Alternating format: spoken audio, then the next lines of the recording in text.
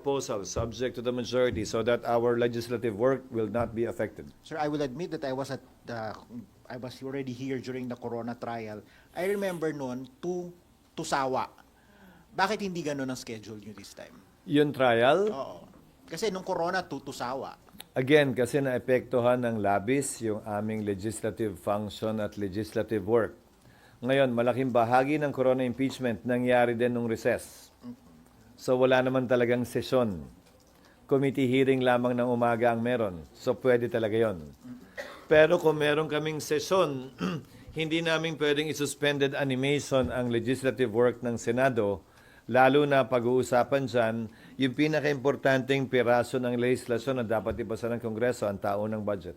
Sir, pero kung 9 a.m. to 2 p.m. at itong i-adopt by your colleagues, kailan ang schedule nyo for committee hearings? Kasi you will all be... We will allow committee hearings to conduct hearing. We will allow committees to conduct hearings during session.